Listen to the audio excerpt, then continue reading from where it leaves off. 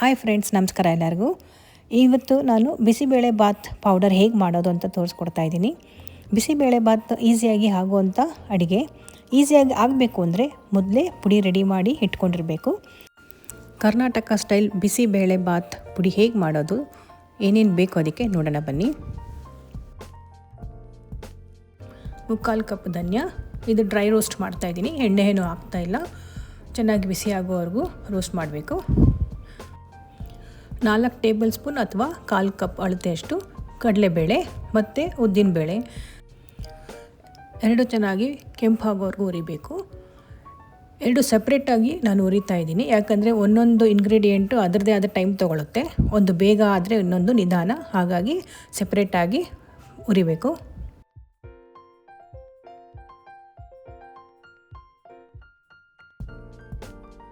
1 table spoon ಜೀರಿಗೆ, ಇದು ಸುಮಾರಾಗಿ ಬಿಸಿ ಮಾಡಿದ್ರೆ ಸಾಕು, ಬೇಗ ಆಗೋಗುತ್ತೆ.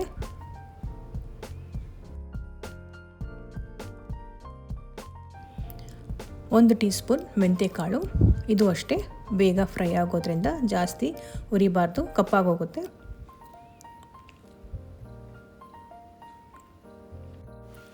2 ಟೀ ಸ್ಪೂನ್ ಗಸಗಸೆ, ಇದು ಕೂಡ ಒಂದು ಸ್ವಲ್ಪ ಹೊತ್ತು ಬಿಸಿ ಮಾಡಿದ್ರೆ ಸಾಕು.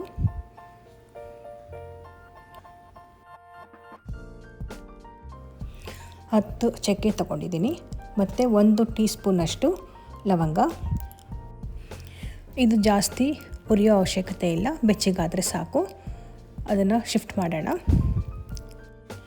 ಇಲ್ಲಿ 20 ಬ್ಯಾಡಗಿ ಮೆಣಸಿನ್ಕಾಯಿ ತೊಗೊಂಡಿದ್ದೀನಿ ಮತ್ತು ಒಂದು 15 ಗುಂಟೂರು ಮೆಣಸಿನ್ಕಾಯಿ. 2 ಕೂಡ ಚೆನ್ನಾಗಿ ಬಿಸಿ ಮಾಡೋಣ. ಸ್ವಲ್ಪ ಕ್ರಿಸ್ಪ್ ಆಗಬೇಕು, ಇಲ್ಲ ಅಂದರೆ ಎಲ್ಲ ಮೆತ್ತಗಾಗುತ್ತೆ ಮತ್ತು ಪುಡಿ ಕೆಟ್ಟೋಗೋ ಸಾಧ್ಯತೆ ಇರುತ್ತೆ. ಸೊ ಚೆನ್ನಾಗಿ ಹುರಿಬೇಕು ಮೆಣಸಿನ್ಕಾಯಿನ.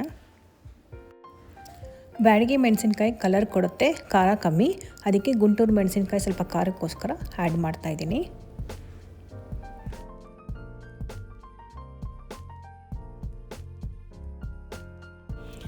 ಒಂದು ಸ್ವಲ್ಪ ಕೊಬ್ಬರಿ, ಅದು ಕೂಡ ಸ್ವಲ್ಪ ಬಿಸಿ ಮಾಡ್ಕೋಬೇಕು.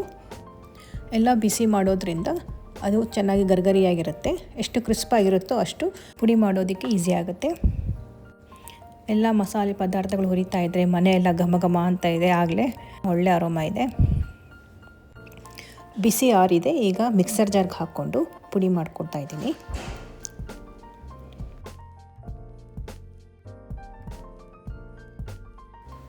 ಜೊತೆಗೆ 1 ಟೀ ಸ್ಪೂನಷ್ಟು ಹಿಂಗು ಮತ್ತು 2 ಟೀ ಸ್ಪೂನಷ್ಟು ಅರಿಶಿನ ಪುಡಿ ಆ್ಯಡ್ ಮಾಡ್ತಾಯಿದ್ದೀನಿ.